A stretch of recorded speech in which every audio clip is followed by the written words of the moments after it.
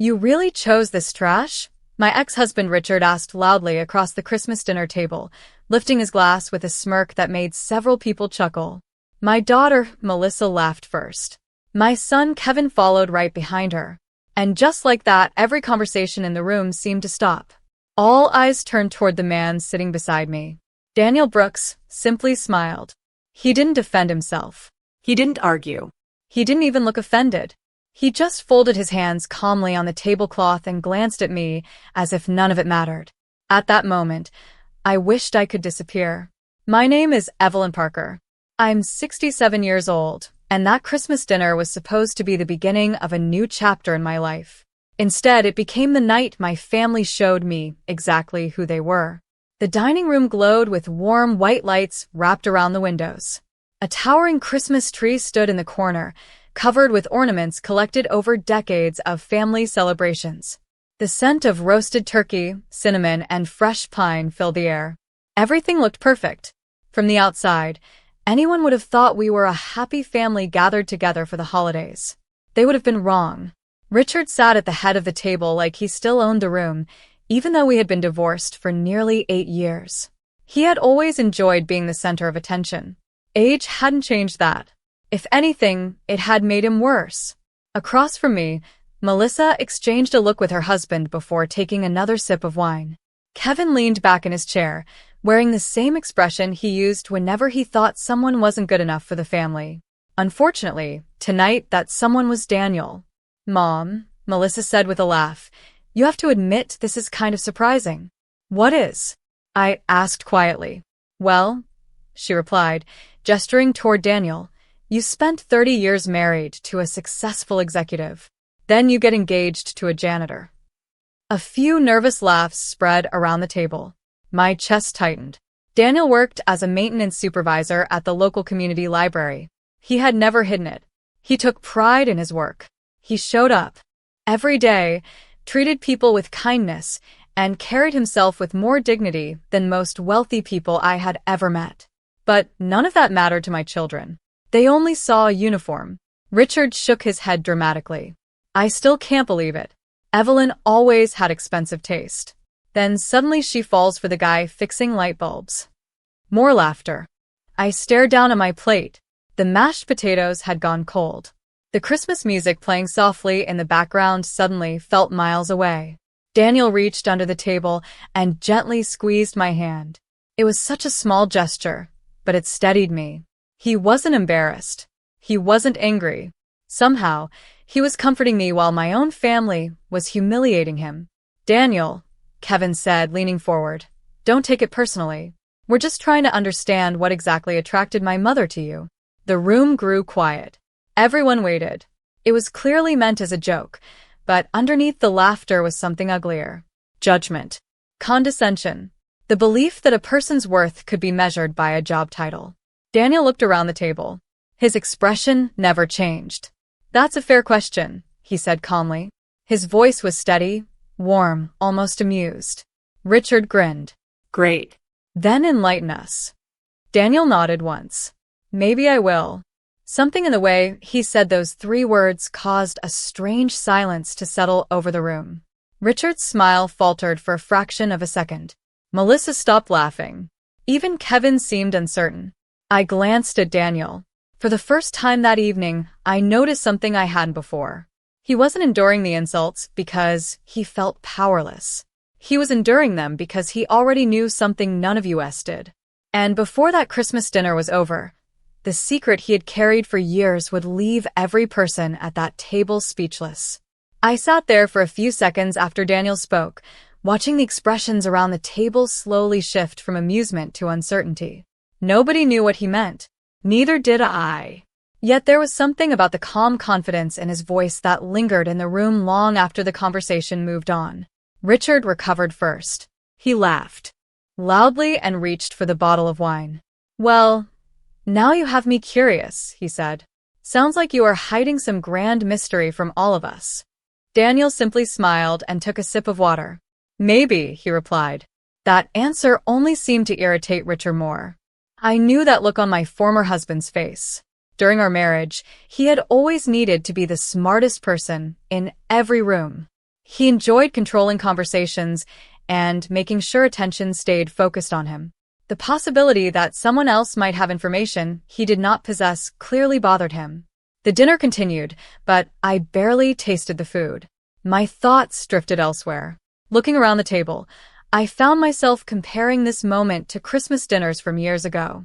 There had been a time when these gatherings felt warm and genuine. The children had been young. The holidays had been filled with excitement instead of tension. Back then, I believed family bonds could survive anything.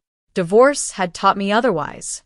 8 years earlier, when Richard and I separated, I lost far more than a marriage. Many of the friendships we shared disappeared almost overnight. Couples who once invited us to backyard barbecues suddenly chose sides. Holiday traditions changed. Phone calls became less frequent. Even my relationship with Melissa and Kevin slowly shifted in ways I did not recognize at first. Richard never openly turned them against me. He was far too clever for that. Instead, he planted small seeds over time. Casual comments, subtle criticisms, quiet suggestions that he was the stable parent and I was the emotional one. Looking back, I could see how effective it had been. The distance between us had not appeared overnight. It had grown inch by inch, year by year. Then Daniel entered my life. The memory made me smile despite the discomfort of the evening. I met him 3 years ago at the Maplewood Community Library. At the time, I volunteered there twice a week helping organize book donations. One rainy afternoon, I slipped on water near the entrance. Before I could hit the floor, someone caught my arm. That someone was Daniel. He asked if I was all right. I thanked him. The next week he remembered my name.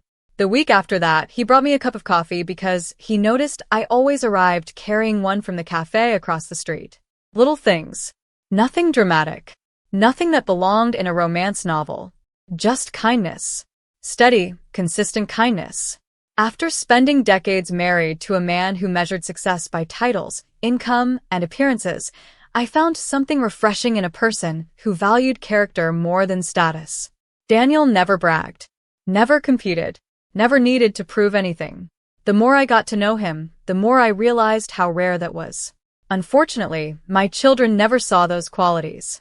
When I first introduced Daniel to Melissa and Kevin, their reactions had been polite but distant. The moment they learned he worked in building maintenance, something changed. Their enthusiasm vanished. Invitations became less frequent. Conversations grew shorter.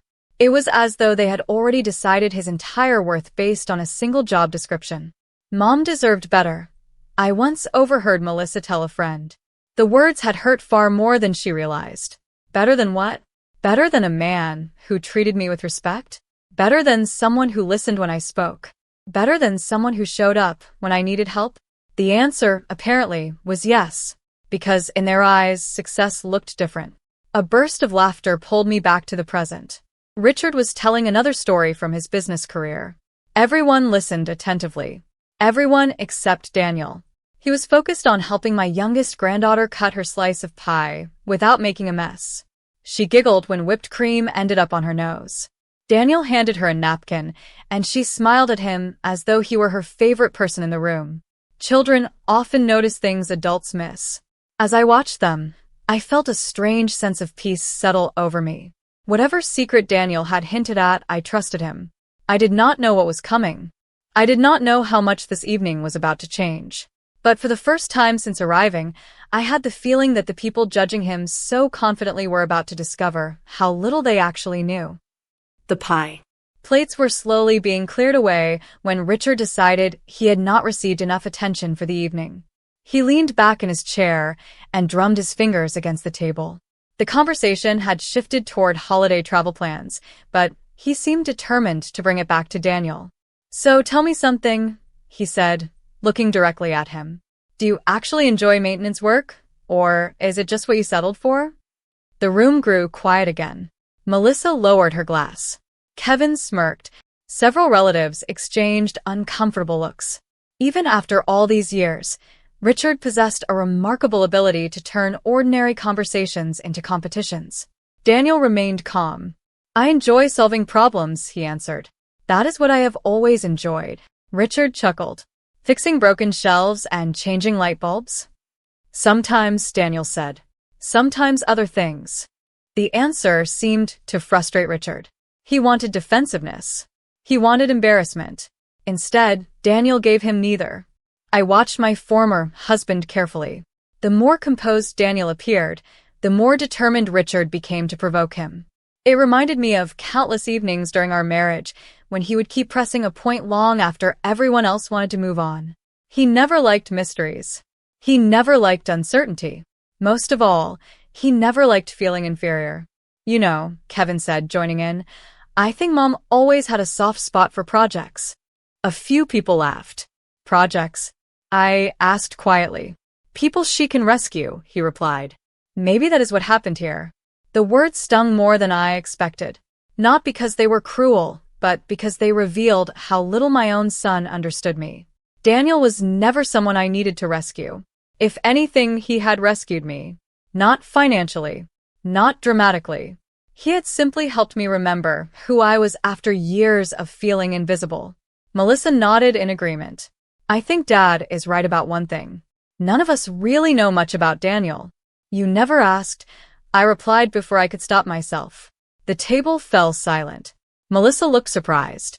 Kevin glanced away. For a moment, nobody spoke. The truth had slipped out before. I could soften it. They had spent 3 years judging Daniel without showing genuine curiosity about him. They knew his job title. They knew the color of his work uniform. They knew he drove a pickup truck that was nearly 10 years old. Beyond that, they knew almost nothing. We're asking now, Richard said. Go ahead, Daniel answered pleasantly. Ask whatever you would like. The confidence in his voice immediately changed the atmosphere. It was subtle but unmistakable. Suddenly, it felt as though the balance of the conversation had shifted. Richard sensed it too. His smile became tighter. Fine, he said. What did you do before maintenance work? Daniel folded his napkin neatly beside his plate. Many things. Such as? I spent several decades working with organizations, investors, and business leaders. Richard blinked. Doing what exactly? Daniel smiled.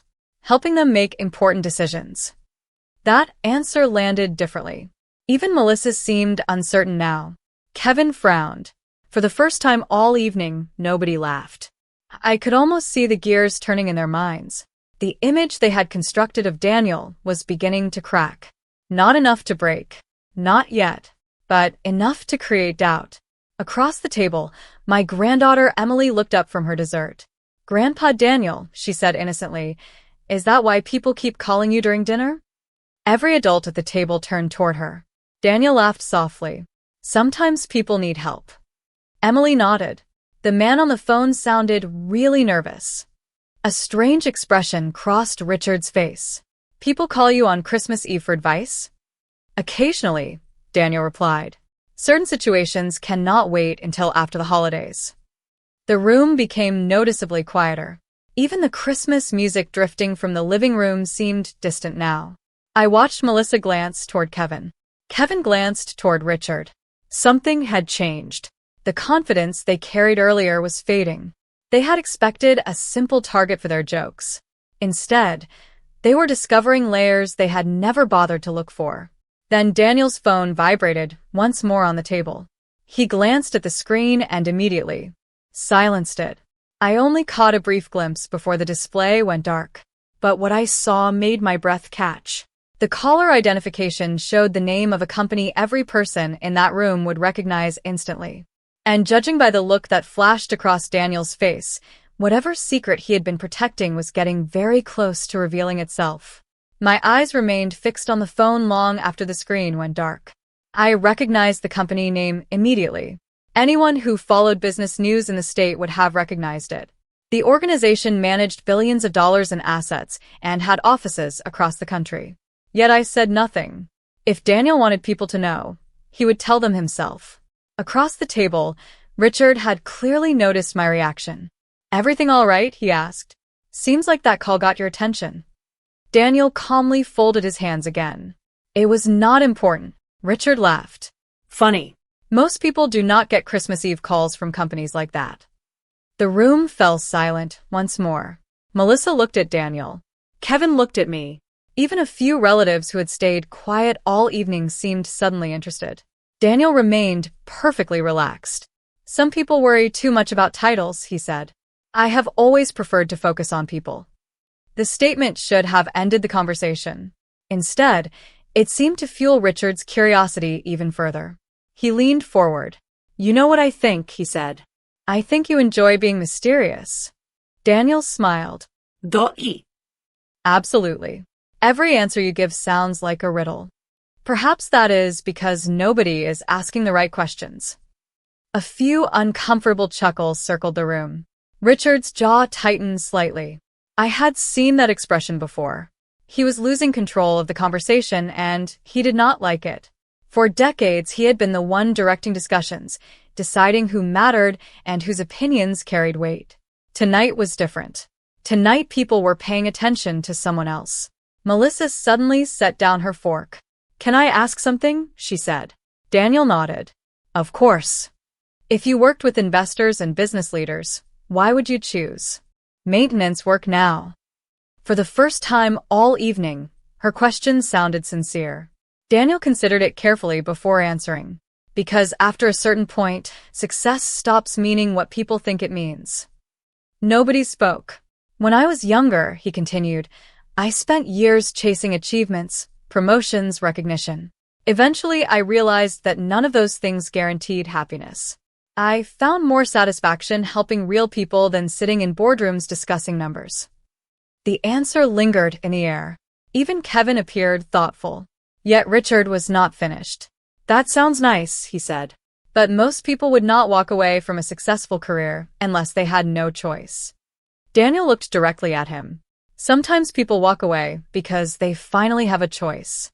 Something flickered across Richard's face. It vanished almost immediately, but I noticed it. For the first time all evening, uncertainty. The conversation drifted for a few minutes after that. Coffee was served. Dessert plates were collected. Children wandered into the living room to look at presents under the tree. The tension seemed to ease. Then Melissa glanced at her phone and suddenly frowned. That is strange. What? Kevin asked. I just got an email from the foundation board. She stared at the screen. They're announcing a new chairman next month. Nobody paid much attention until her eyes widened. Wait. She looked up, then back down, then up again. That cannot be right. Richard frowned. What are you talking about? Melissa slowly turned her phone around. The foundation that funds most of our community projects. Kevin shrugged. What about it? Her voice had become noticeably quieter. The incoming chairman is Daniel Brooks. The room went completely still. I heard the faint ticking of the grandfather clock in the hallway. Somewhere in the living room, wrapping paper rustled. Nobody at the table moved.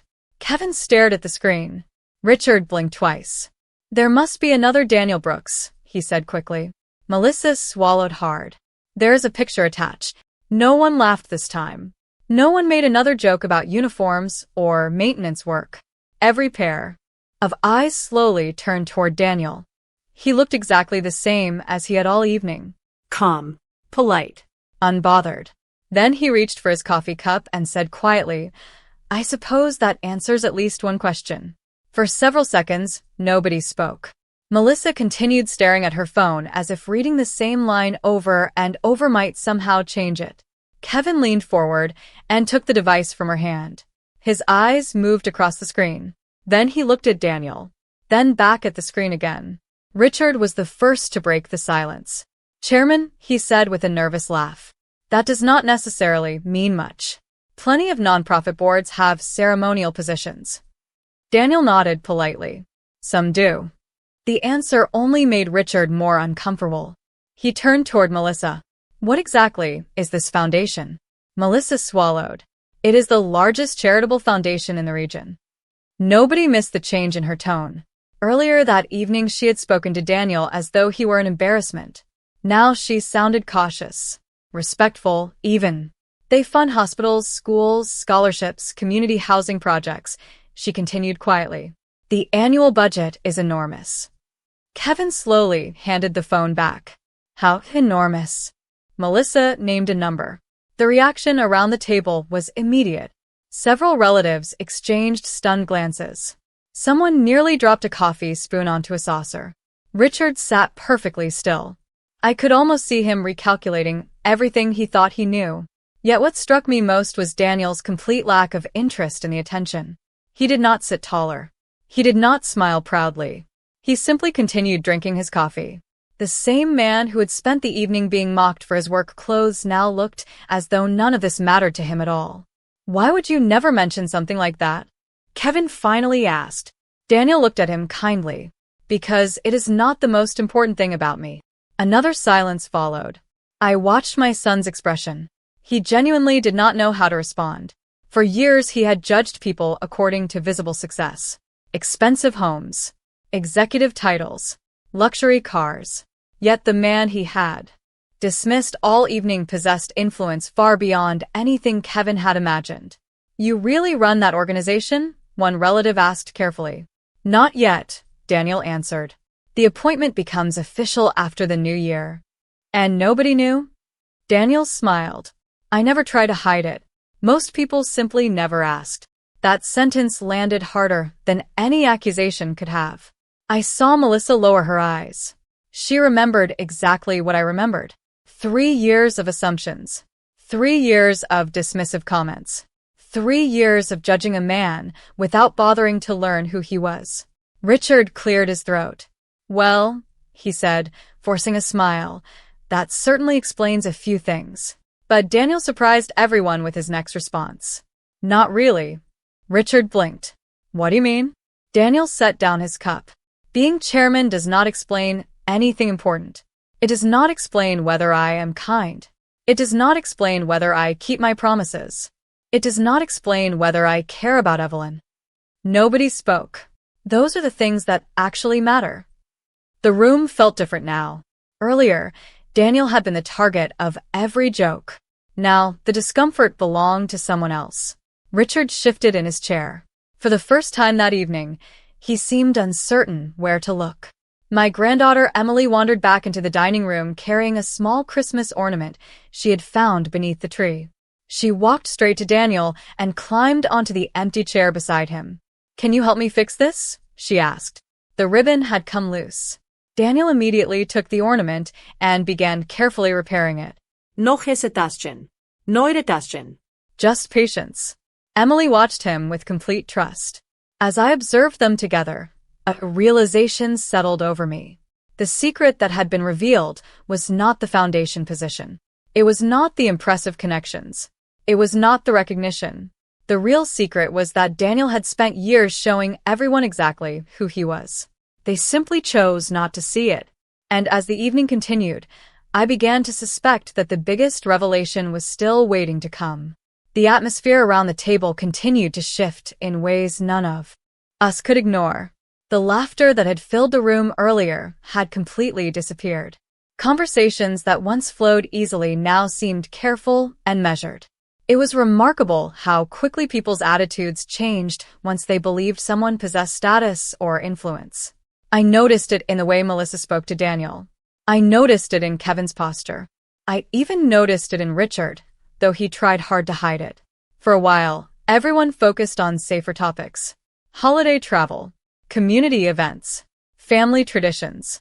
Yet beneath every exchange lingered the same unspoken question. Who exactly was Daniel Brooks? Eventually Kevin asked what everyone else was thinking. "How long have you been involved with the foundation?" Daniel looked up from helping Emily place the repaired ornament back into its box.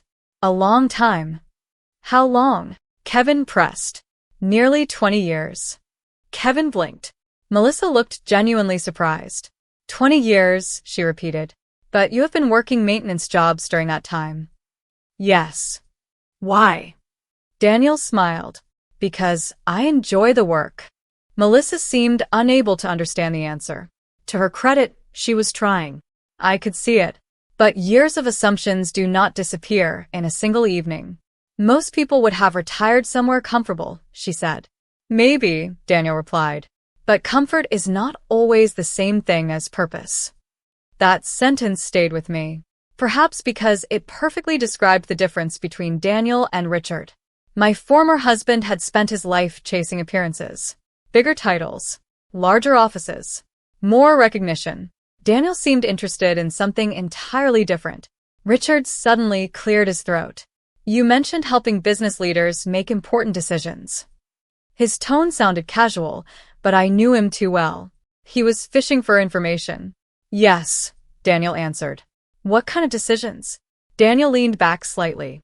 The kind that affect companies, employees, communities, and families. Richard forced a smile. That is still pretty vague. Some matters require discretion. The answer was polite, yet final. Richard looked annoyed. For several moments he stared into his coffee cup before speaking again. This is all very interesting. I just find it surprising that someone with your background would spend time fixing boilers and replacing ceiling tiles. Daniel nodded thoughtfully. I understand. Do you? Richard asked. Because most people would consider that a step backward. Daniel's expression never changed. Only if they believe a person's value comes from a title. Nobody interrupted. Nobody defended Richard. The room had changed too much for that. Earlier, several people had laughed along with him. Now they simply listened. I have met billionaires who treated people terribly, Daniel continued. I have met janitors who improved every life they touched. Job titles tell us what someone does. They do not tell us who someone is. The silence afterward felt heavier than any argument. Even Richard seemed unsure how to respond. Then another unexpected voice entered the conversation. Actually, Melissa said slowly, I think I know that foundation. Everyone looked toward her. Our housing initiative applied for a grant 2 years ago. It kept the program alive. Daniel nodded. I remember that project. Melissa stared at him. You remember it? Of course. There were hundreds of applications. Daniel smiled. Your proposal focused on helping senior citizens remain in their homes. It was well written. Melissa looked stunned. Completely stunned. You read it? Several times. The room became quiet again. I watched my daughter's face as realization slowly settled over her. For years she had unknowingly benefited from decisions Daniel helped make. For years she had spoken proudly about community projects supported by grants. Yet she had never imagined the man she dismissed at family gatherings had played a role in preserving those programs. Then Daniel said something that surprised me. Your mother was actually the reason I paid attention to that proposal. Melissa frowned. What do you mean? Daniel glanced toward me. Evelyn often talked about how important it was for older people to maintain independence. Her perspective helped me understand the value of the project. My throat tightened. I had no idea he remembered those conversations. They had happened during ordinary walks, ordinary lunches, ordinary afternoons together. Small moments I assumed had long been forgotten. Yet somehow he had carried them with him. Across the table, Melissa lowered her eyes. For the first time that evening, she looked ashamed. And deep down, I sensed that the truth Daniel was revealing had very little to do with money, influence, or leadership. It had everything to do with character. The problem was that some people were only beginning to see it now. The rest of the evening unfolded in a way I never could have predicted when I first walked through Richard's front door. The mocking comments were gone. The dismissive smiles had vanished. In their place sat something far less comfortable. Reflection. People were beginning to examine their own behavior, and many of them did not like what they saw. Melissa remained unusually quiet. She occasionally glanced toward Daniel, then looked away again. Kevin seemed distracted, lost in thought. Even some of the relatives who had laughed earlier now appeared embarrassed. Yet Richard was different. He was not reflecting. He was calculating. I recognized the expression immediately. For years I had watched him evaluate situations the way a businessman evaluates a negotiation. He was searching for an angle, looking for a way to regain control. Eventually he found one. You certainly have an impressive background, he said. I will give you that. Daniel nodded politely. Thank you. Still, Richard continued, I find it strange that someone with your connections would spend so much time around ordinary people. The statement sounded harmless at first. Then its meaning settled over the room.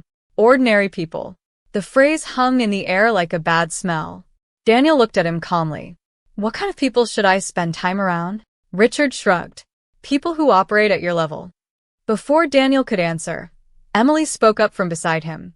Grandpa Daniel likes helping people. The simplicity of her statement silenced everyone. Children often cut through complications better than adults. Daniel smiled warmly at her. That is true. Then he turned back toward Richard. Besides, I have discovered something interesting over the years. Richard raised an eyebrow. What is that? The people who worry most about levels are usually the ones who feel insecure about their own. A few relatives lowered their eyes. Someone coughed into a napkin. Richard's smile tightened again. For several moments, he said nothing. Then Kevin unexpectedly spoke. Dad, maybe we should just let it go. The entire table turned toward him. I could not remember the last time Kevin had openly disagreed with his father during a family gathering. Richard looked surprised too. I am only having conversation, he replied. No, Kevin said quietly. You have been trying to prove something all night. Silence followed. Melissa looked stunned. So did I. Richard leaned back in his chair and folded his arms. And what exactly am I trying to prove? Kevin hesitated. Then he looked toward Daniel. That he is not good enough. Nobody spoke. The truth sat in the center of the table for everyone to see. Richard laughed awkwardly. That is ridiculous. But his voice lacked conviction. Daniel did not respond immediately. Instead, he studied Kevin for a moment. Can I ask you something? Kevin nodded. Of course. When you first met me, what did you think? Kevin looked uncomfortable. Honestly? Yes.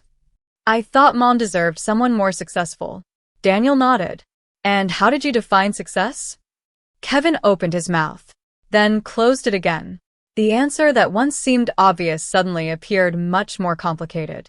I watched him struggle with it. Finally, he sighed. Money. Influence. Achievement. Daniel smiled gently. That is how many people define it. And you do not? Kevin asked. Not anymore. The room grew quiet once more. Daniel looked around the table. I have met people with enormous wealth who lived lonely lives. I have met people with modest incomes who were surrounded by love, loyalty, and purpose. One group impressed strangers. The other group impressed me. Nobody interrupted him. Nobody wanted to. The older I became, he continued, the more I realized that character lasts longer than status. My eyes filled with emotion, not because of the words themselves, but because they reflected everything he had shown me since the day we met. He lived exactly as he spoke. There was no performance, no image management, no need to appear important. Across the table, Melissa finally looked directly at me. For the first time that evening, her expression carried genuine regret. And deep inside, I sensed that the walls separating this family were beginning to crack. The question was whether they would choose to rebuild those relationships honestly, or whether the damage had already gone too far. The conversation slowly resumed, but it no longer resembled the gathering that had existed just a few hours earlier. Something fundamental had changed. The assumptions people carried into the room had been challenged, and once that happens, it is difficult to return to pretending. Melissa stood and began collecting empty plates from the table. Normally, she would have asked someone else to help. Tonight, she seemed eager to do something, anything, to escape the weight of her own thoughts. Kevin remained seated, staring into his coffee cup. Richard appeared increasingly isolated. The confidence that had fueled his comments earlier had faded. Nobody was laughing at his jokes anymore. Nobody was following his lead. For years, he had been the loudest voice in the room. Tonight, people were listening to someone else.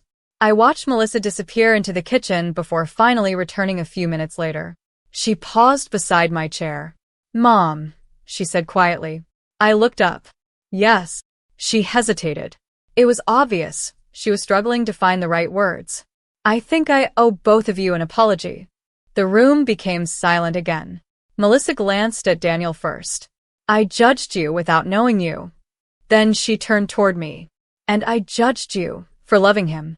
Her voice cracked slightly. I thought I was protecting you, but really, I was protecting my own assumptions. Daniel smiled gently. Thank you for saying that. There was no triumph in his voice. No satisfaction. Only kindness. Somehow that made the moment even more powerful. Melissa lowered her eyes. You had every reason to be angry tonight. Anger rarely improves a situation, Daniel replied. Kevin finally looked up. I should apologize too. He exhaled heavily. The truth is, I never gave you a chance. I made up my mind the day I learned what you did for a living.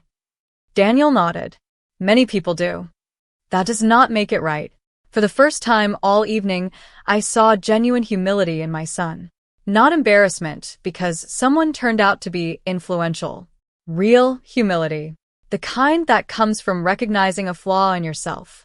I am sorry, Mom, Kevin continued. I spent years worrying about whether Daniel was good enough for you. I never stopped to ask whether I was being fair. My chest tightened. These were words I never expected to hear.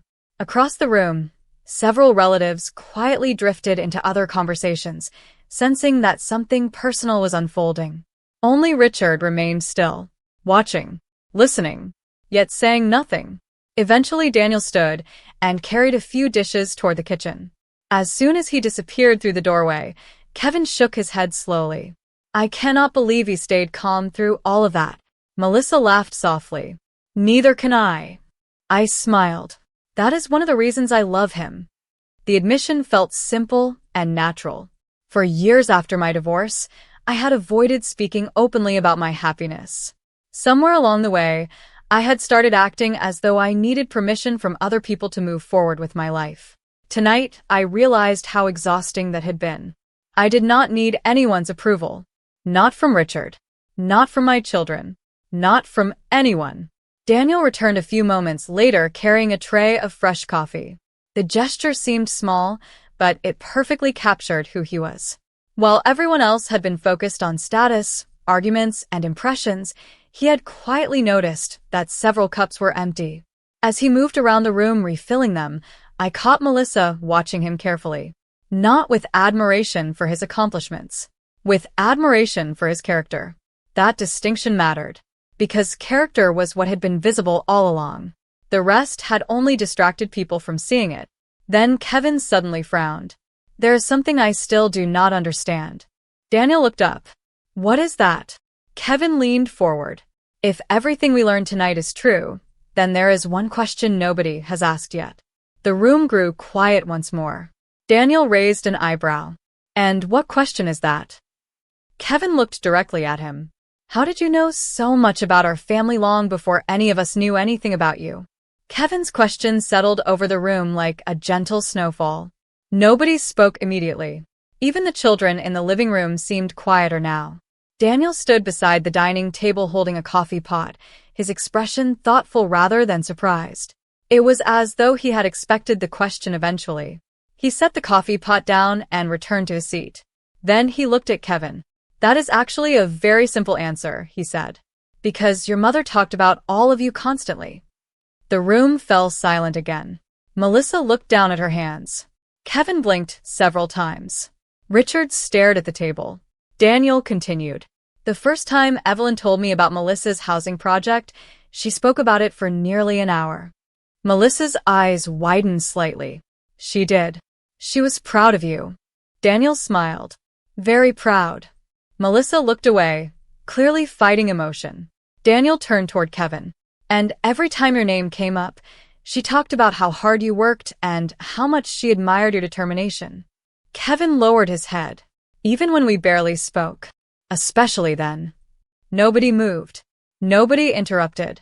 The truth carried more weight than any dramatic revelation could have. Daniel looked around the room. Do you know what surprised me when I met all of you? Nobody answered. How different reality was from the way Evelyn described you. Melissa frowned slightly. What do you mean? Daniel folded his hands together. She always focused on your best qualities. She talked about your kindness, your generosity, your accomplishments. She rarely mentioned disappointments. I felt my throat tighten, because it was true. No matter how hurt I felt, I had spent years protecting my children's image whenever I spoke about them. Daniel looked directly at Kevin. Even when she felt excluded, she made excuses for you. Kevin closed his eyes briefly. Mom, even when phone calls went unanswered. Daniel's voice remained gentle. Even when invitations stopped coming. The silence that followed felt heavy, not uncomfortable, honest. Across the table, Richard finally spoke. You make it sound like they were terrible children. Daniel immediately shook his head. No. I think they made mistakes. He paused. The same way all of us do. Then he turned toward Richard. Including you. Richard looked startled. For a moment, nobody knew what to say. Yet Daniel's tone contained no hostility. No accusation. Only calm honesty. I spent years listening to Evelyn describe this family, he continued. What impressed me most was not how people treated her. It was how much she continued to love them anyway. Melissa wiped at her eyes. Kevin stared down at the table. I felt overwhelmed by a mixture of sadness and gratitude. Daniel had somehow managed to say everything I never could. Not through anger. Not through blame. Through truth. After several moments, Kevin stood up and walked around the table. Before I understood what was happening, he wrapped his arms around me. It had been years since he hugged me like that. Not out of obligation. Not out of routine. Like a son hugging his mother. I am sorry, he whispered. I really am. Melissa joined us moments later. She knelt beside my chair and took my hand. Me too. Tears filled her eyes. I should have listened better. Across the room, Emily smiled as though everything had finally returned to normal. Children often recognize healing before adults do. Richard remained seated, quiet and thoughtful. For once, he had nothing to say. No clever comment. No criticism. No defense. The evening had stripped away every distraction until only one thing remained. Character. Not titles. Not money. Not influence. Character. Eventually Daniel stood and offered me his hand. Ready to go home? He asked softly. I smiled and placed my hand in his. As we walked toward the front door, I looked back one final time. Earlier that evening, people had judged him by a uniform. They had measured him by assumptions. Now they understood what I had known all along. The most valuable thing about Daniel Brooks had never been his accomplishments. It was the way he treated people when nobody was watching. We stepped out into the cold Christmas night together. Snow drifted gently beneath the streetlights. For the first time in many years, I felt something I had almost forgotten was possible. Peace.